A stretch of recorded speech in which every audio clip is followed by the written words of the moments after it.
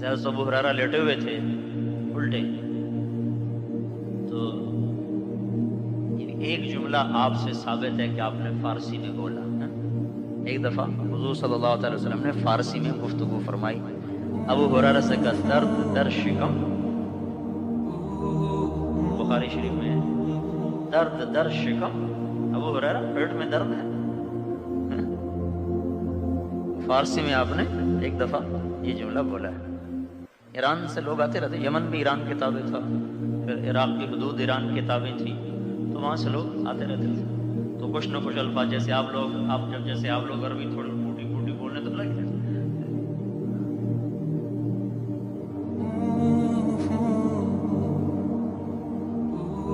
تو آپ نے کہا اٹھو قم فصل فإن فی الصلاة شفاء، اٹھو نماز پڑھو، نماز میں شفا ہے. اب میرے پیٹ میں درد ہو تو ایک آدمی پوچھے مول صاحب پیٹ میں درد میں کہوں، وہ کہے اٹھے نماز پڑھیں. دوسرا بولے مول صاحب یہ بیرلجن ہے کھا لیں. تو آپ خود ہی بتائیں مجھے کس بات سے زیادہ تسلی ہو. دیکھو یہ کیسا کہہ رہا، دوائی کھلاتے نہیں کہتا اٹھو نماز پڑھو، اور الٹا تکلیف میں ڈالتا. یہ نہیں کہتا گولی کھا لو.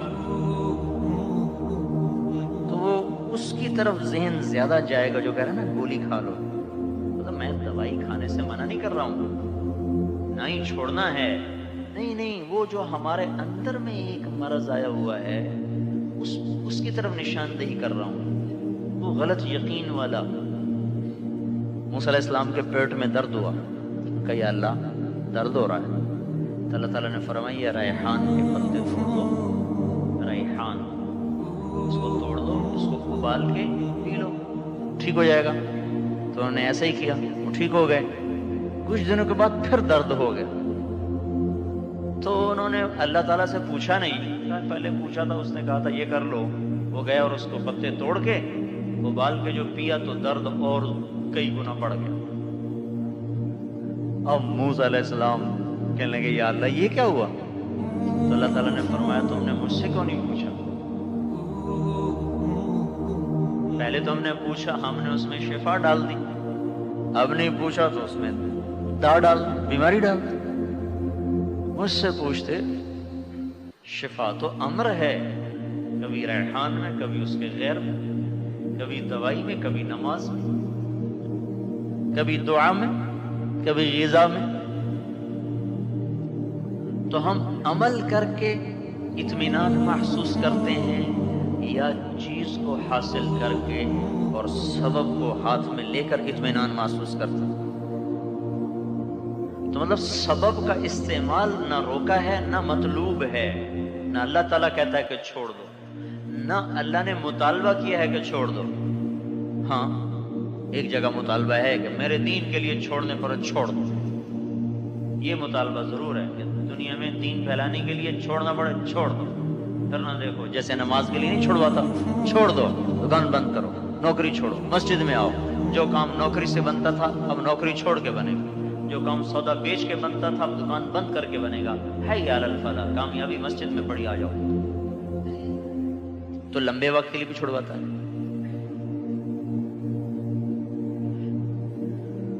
تو وہ اندر کا یقین جس پر فیصلہ ہوگا وہ ہمارا غلط ہے، اس کو اللہ چھڑوانا چاہتا ہے.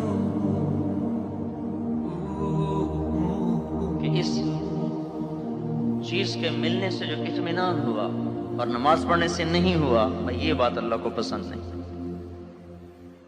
مطلب دوائی کا خود حضور نے دوائی کھلوائی، آپ کو کھلائی گئی، آپ نے خود صحابہ کا علاج کروایا.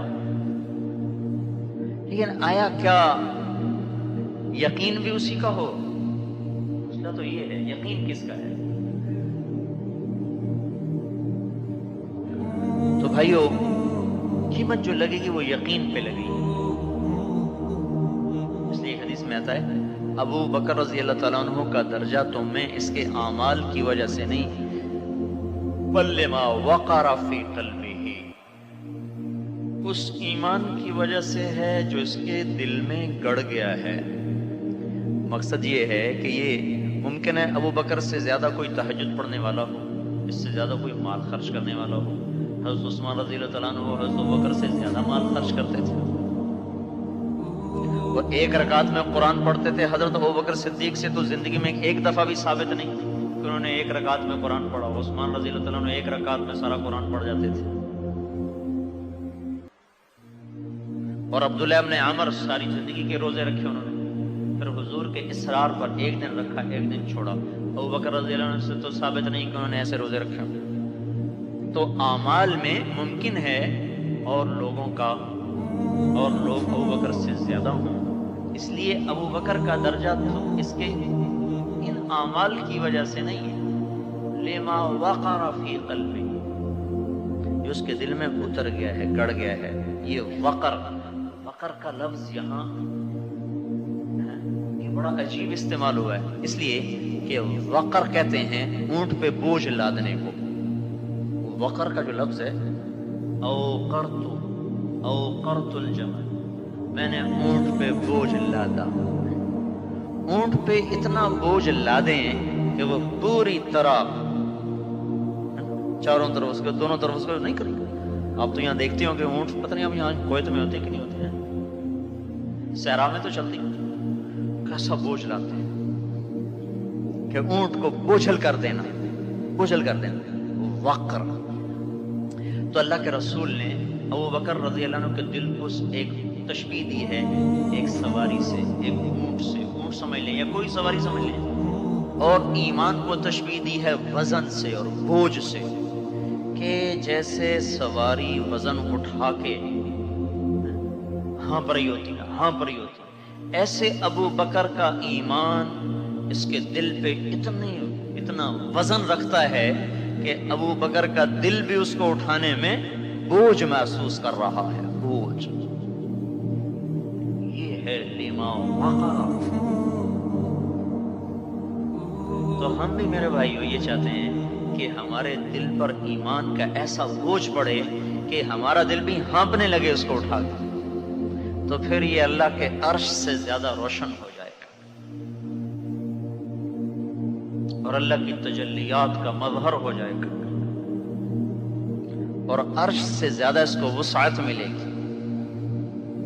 کہ اللہ تعالیٰ تو عرش پہ نہیں آتا, لیکن یہ دل اتنا بڑا ہو جاتا ہے کہ اس میں اللہ تعالیٰ کی محبت آ جاتی ہے.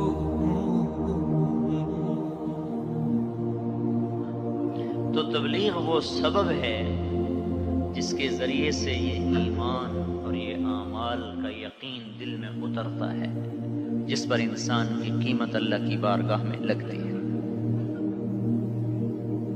تو اس کے آنے کا راستہ ہے ہجرت, گھروں سے نکلا جائے اور پھر ایمان کی دعوت دی جائے اور ایمان کی محفلوں کو قائم کیا جائے,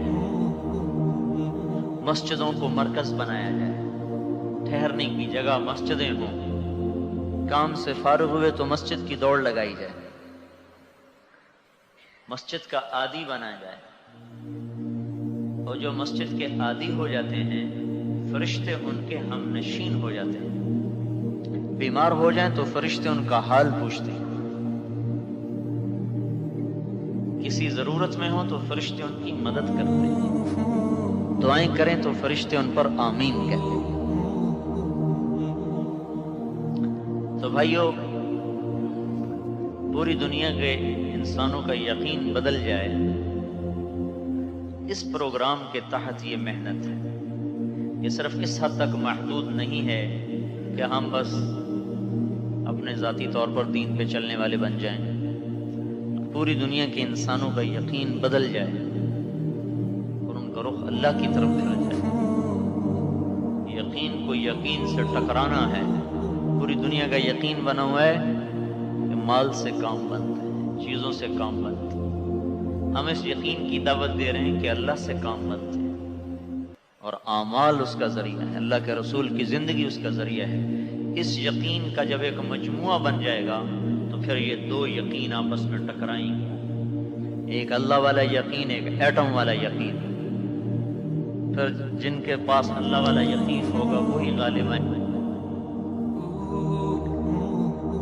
عیسیٰ علیہ السلام کی تلاش میں ان کے ساتھی نکلے تو دیکھا تو بحیرہ طبریہ الطبریہ، یہ جو اردن میں ہے اور کچھ اب اسرائیل کے پاس ہے، اس پر اوپر پانی پہ چلتے ہوئے آ رہے ہیں، پانی کے اوپر موجوں کے ساتھ۔ تو ان کے حواری بڑے حیران ہوئے، ایک نے کہا میں بھی آ جاؤں، میں بھی آ جاؤں۔ آپ نے کہا آ جاؤ۔ جو اندر گیا چند قدم آ گیا تو غڑپ گیا اندر، کہنے لگا میں تو ڈوب گیا۔ تو آپ نے ارشاد فرمایا ہاتھ اوپر کرو۔ تو ہاتھ کیا، تو عیسیٰ علیہ السلام نے پکڑ کے اپنے ساتھ کھڑا کر لیا۔ کناولنی یدک یا قصیر الایمان، اے تھوڑے ایمان والے ہاتھ پکڑو، یوں پکڑ اپنے ساتھ چلا لیا۔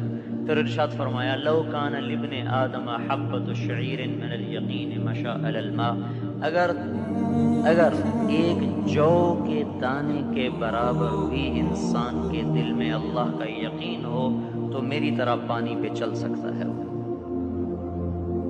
کتنا یقین بھائی؟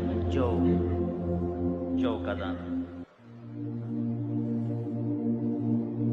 اور ابھی ایک بات بڑے زمانے کے بعد یاد آئی، ابن ابی الدنیا رحمۃ اللہ علیہ کی، کہ ما قسم للناس شیء اقل من الحلم وما نزل من السماء شیء اقل من الیقین، کہ دو چیزیں دنیا کی منڈی میں بہت تھوڑی ہیں، ایک یقین اور ایک اچھے اخلاق۔ حلم کا لفظ بڑا وسیع معنی پر ہے، تو اس کو اپنی زبان میں سمجھنا ہو تو وہ اخلاق۔ تو کہ یہ دو چیزیں بڑی تھوڑی آسمان سے آئی ہیں، یقین اور حلم، اخلاق، بردباری کہہ لیں۔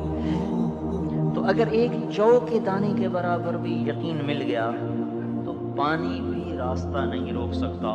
تو اس کا مطلب ہے کہ اگر جو سے کا کوئی 10واں حصہ آ گیا تو یہ حرام سے نکل جائیں گے، شیطان سے نکل جائیں گے۔ پانی پہ چلنے کی ہمیں ضرورت بھی کوئی نہیں، اللہ تعالیٰ نے کشتیاں بنا دی ہیں، اور نہ ہم کوئی شعبہ دکھانا چاہتے ہیں۔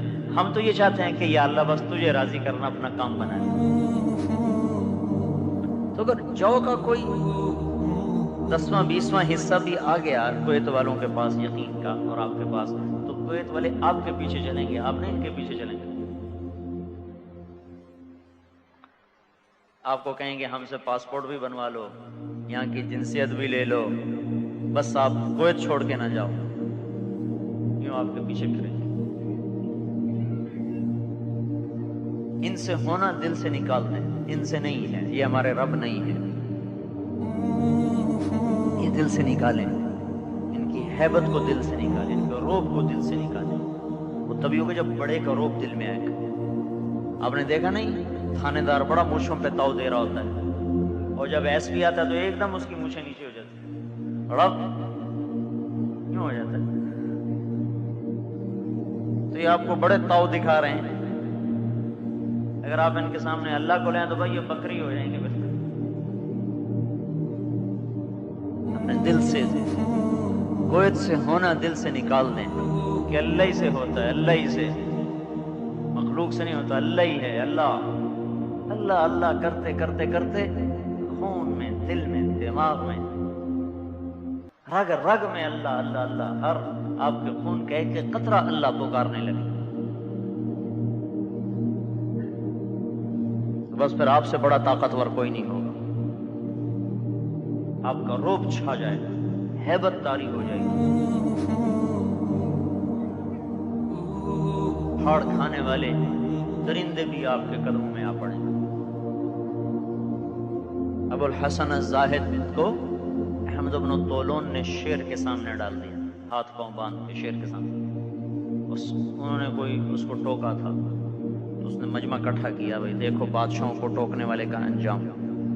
شیر جو آیا جھپٹا مارنے، آگے جو نظر پڑی تو بالکل بلی بن گیا، اور آ کر پاؤں کی طرف بیٹھ کے پاؤں چاٹنے لگا، پاؤں کے تلوے چاٹ رہا۔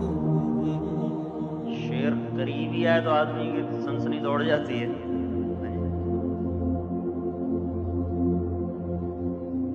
تو جو پیچھے پاؤں چاٹ رہا ہو کیا حال ہوگا ان کا؟ تو وہ ڈر گیا، اس نے خیر چھوڑ دیا، معافی مانگی۔ لوگوں نے پوچھا حضرت جب آپ کے وہ پاؤں چاٹ رہا تھا تو آپ کیا محسوس کر رہے تھے؟ کہنے لگے سوچ رہا تھا کہ میرے پاؤں اب پاک ہیں کہ ناپاک ہیں.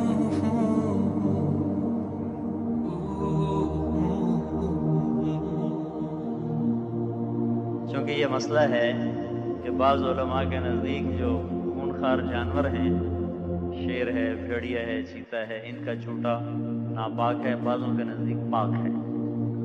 تو کہنے لگے میں اس میں غور کر رہا تھا کہ اب میرے پاؤں پاک ہیں کہ ناپاک ہیں. جیسے بلی پاؤں چاٹ رہی تو شیر بلی بن جائیں گے اگر اللہ ہمارے دلوں میں آ جائے. تو بھائی اس کی آپ حضرات نیت کریں سارے ہیں. 4 مہینے چلا تو اس کو ایک خالی ذہن سازی کیا ہے. 4 مہینے میں تو کچھ بھی نہیں ہوتا. روزانہ روزانہ اس یقین کو دل میں اتارنے کی نیت کر کے آپ وقت دیا کریں.